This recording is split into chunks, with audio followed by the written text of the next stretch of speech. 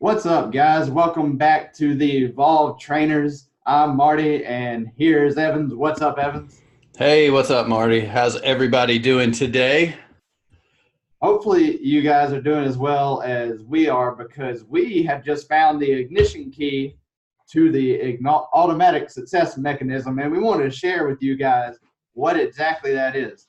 I'll give you a hint. It has very little to do with staying still. I can tell you that. For some reason, that comes to mind. This is all about movement, but you need to have that spark. You have to have that thing that ignites the fuel that you got going on. Everybody has that emotional fuel, and all it takes is just a little spark, and that is what we're talking about today. As we're discussing Chapter 3 from the new Psycho-Cybernetics by Maxwell Maltz, and today I'm going to let Evans kick us off here and talk a little bit about imagination and how that is the spark that you've been looking for. So go ahead, Evans. All right. Well, here's I'm gonna read something from the book real quick that touches on this. It says human beings always act and feel and perform in accordance with what they imagine to be true about themselves and their environment. So think about that for a minute. And I'm sure we'll touch on maybe some tricks and tips too for how you can get into the right state. But what I'm going to talk about more is the mental side of things, the mindset. And here's what's funny. Well, that we were reading this for today because I actually had heard a message yesterday that ties in with this thought process. And I was listening to a book on tape. I cannot think the name of it now. It was Bob Proctor. And basically they were talking about desire. And we all have desires, right? We have desires to be a successful health and wellness coach, entrepreneur. We have desires to be healthy. We have desires to make a lot of money. But the problem is this is where it ties into imagination.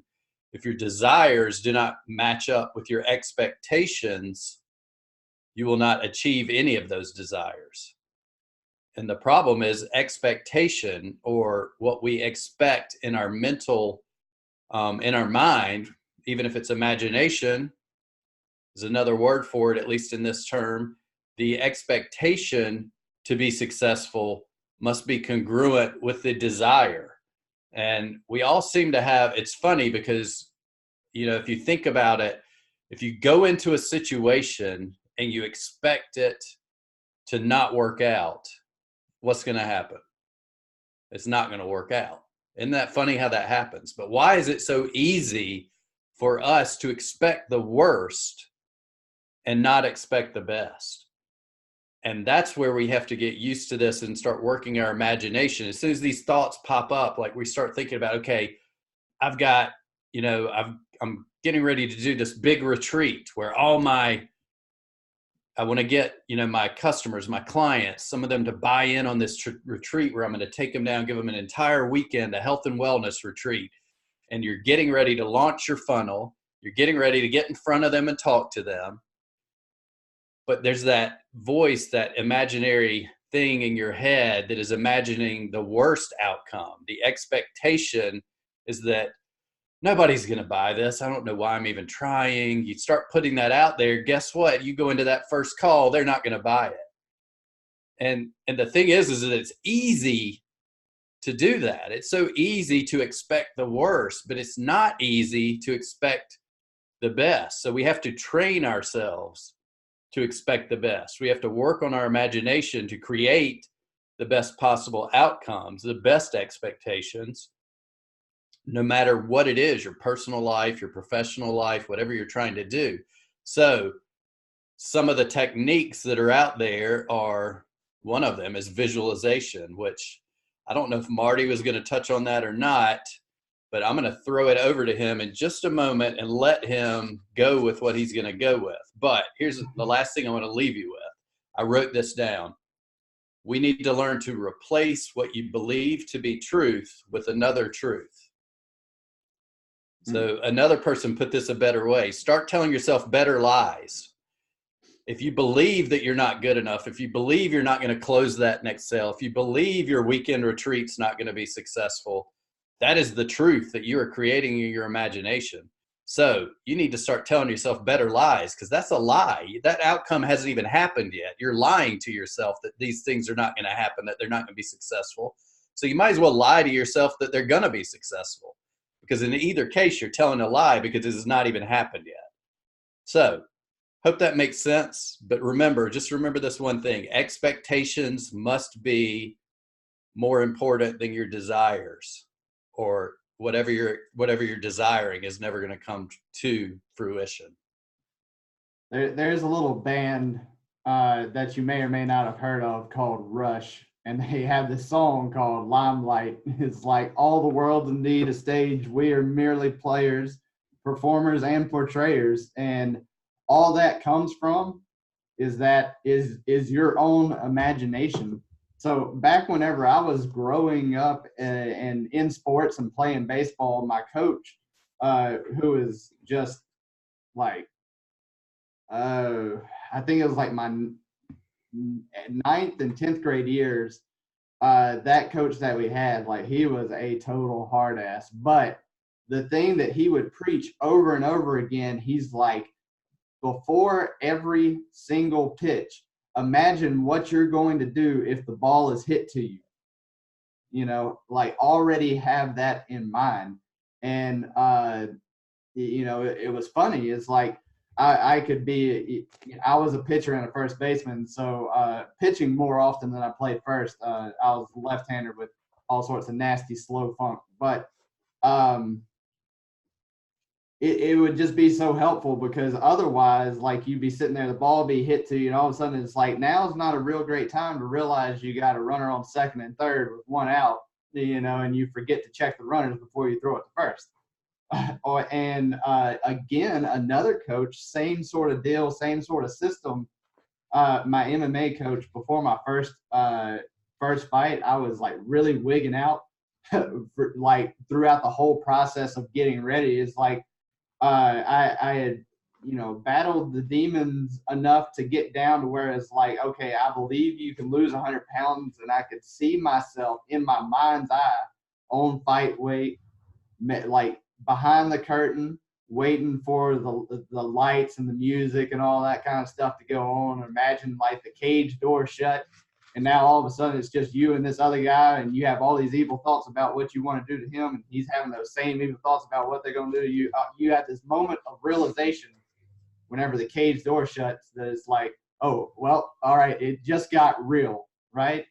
And so what my coach said to me was like, I want you to imagine every single scenario of how you could win that fight, and just play it over and over and over again. It's like, see yourself landing the one punch knockout, see yourself going through like the 3 round, like going the distance, going all 3 rounds in a hard fought, war of attrition, kind of like nobody wins kind of fight, but still see your hand raised. Imagine falling into just the right position on the ground and catching the choke.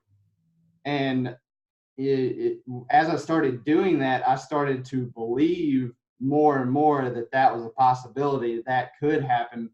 And because quite frankly, and this is something that we're going to deep dive into next time, for a long time before this, I was imagining the worst of what could happen. It was like, oh my God, what if I eat a shin to the head, you know, with a head kick or something? Or what if I lose my teeth? Or like, it's so easy to like go into that area, but by doing that and imagining victory, it's the same thing as experiencing victory, is if you just think about it.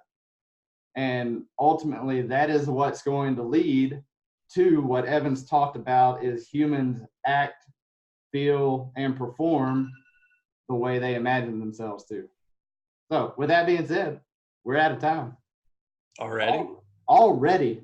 Oh my gosh, we could go on forever. Can I just add one quick thing? I promise I'll be like 30 seconds. Only if it's okay with the crowd. Okay. All right. Okay. You might be thinking, what does this have to do with online businesses? I want everybody to know too that, hey, you're stepping into a new world as an evolved trainer. something that Marty and I stepped into as well. And you will launch funnels to get leads. You will launch funnels to attract high ticket clients. You will do all these things, your messaging, everything we've talked about up until then, till now. And you're going to have, if you don't watch out, you're going to expect the worst, because you're going to expect, oh, this isn't going to work. It didn't work last time. It won't work this time. But you have to detach yourself from the results and imagine, what if it does work out? It's going to be amazing, and see that mental picture in your head, just like you do in your performance as a trainer, as lifting weights, as an athlete, whatever you're doing. You're probably better at that than you're going to be with this entrepreneurial game. So just remember, take what you know over here and bring it over to your entrepreneurial game, and you'll be okay. With that being said, did you know that we have a group full of health and wellness entrepreneurs, and we are going in there on a pretty much daily basis. If we miss a day, we make up for it, but we are going in there and we are dropping all sorts of tremendous value bombs on things like how to tell your story effectively, how to get the right person's attention, how to create and launch a podcast, how to create and launch your online business using sales funnels, all these different things. And we're putting together something special for you guys. We can't even really talk about it yet, but I can tell you this, the people that are in the group are going to be the first to know about it. So if you guys are interested in creating and launching your health and wellness business online in the next 30 days without paid ads, or obsessing over social media, just making sure that that angle's just right on that selfie, you're going to want to check out that group. So we'll leave a link in the description or the comments, wherever this makes it.